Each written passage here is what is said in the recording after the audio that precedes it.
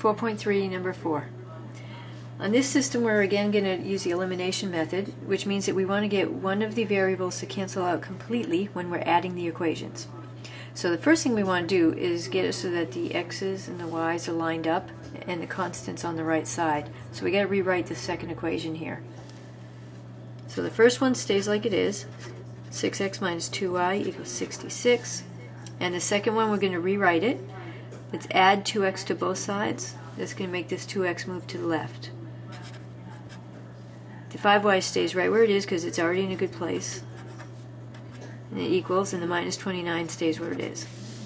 Alright, so we've rewritten it in the order we want it. The next step is going to be to multiply the equations by whatever we need to, so that we're going to have the coefficients of either the x or the y terms be equal number but opposite sign. So that way when we add up, they're going to cancel out. The easiest thing to do here is multiply the 2 by minus 3, and that'll give us a negative 6, which will cancel with the positive 6. But we have to do it to the entire equation. We can't just do it to one term. So we're going to multiply this whole equation by negative 3. And we want the other equation to just stay as it is, multiply by 1. And that way we'll still have that 6 there to cancel out with the minus 6 that we're going to get down here. And we don't really care what happens to the y's. They don't need to cancel out or anything, as long as we get one of them to cancel out. And in this case, we'll get the x's to cancel out. So the top equation, just rewrite it. The bottom equation, multiply every term by minus 3. So we get minus 6x, take away 15y, equals, and then we do 29 times 3, and that gives us 87. And we'll get a positive 87 because we have two negatives here. Now we go ahead and add the two equations together. 6x and minus 6x are gone. The y's, we get minus 17y equals, and then 66 plus 87. And that gives us 153. And now we divide both sides by negative 17 to solve for y. And that gives us y equals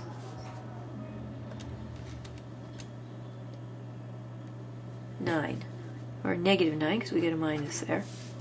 So we're partway done. We don't want to say that that's our answer because we need to find the x value that goes with it. Because remember, if we were to graph those two equations, we would get two intersecting lines, and it would intersect at a point xy. We need the x value. So we're going to plug this y into one of the original equations. Doesn't matter which one, so I'm just going to pick the top one.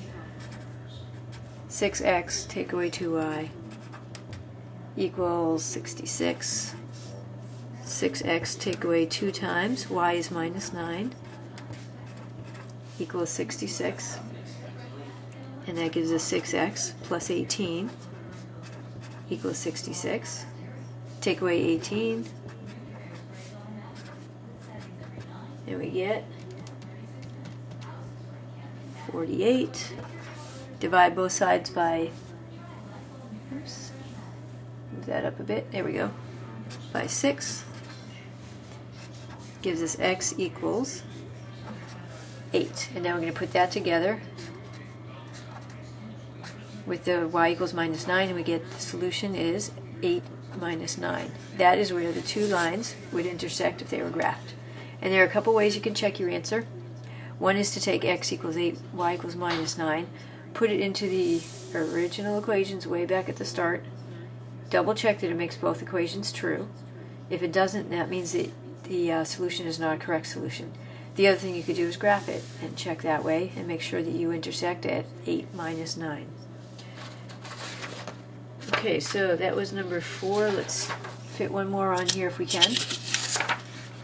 Number 8. Alright, again we want to have either the x terms or the y terms have equal but opposite sign coefficients. So we can choose here. We could either turn both of these y's into 28, or we could turn both of the x's into 15. So you want to just pick a number that's easy to turn the terms into, or the coefficients into.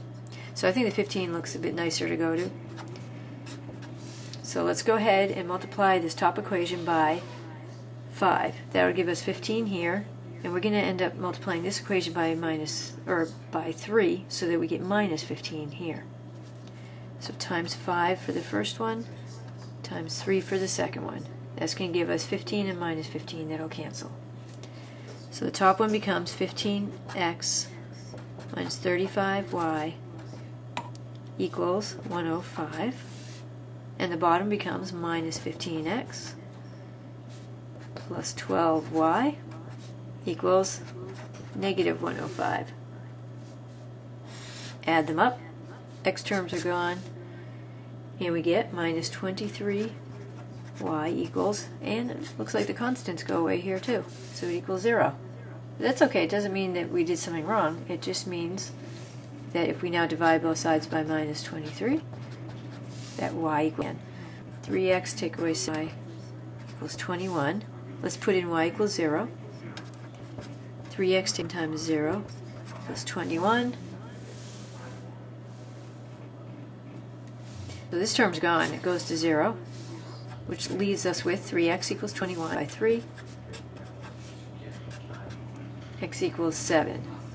And we're going to put that together with y equals 0, and we get our solution point 7, 0.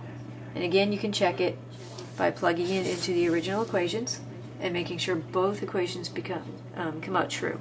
Or make a graph and verify that it crosses at 7, 0.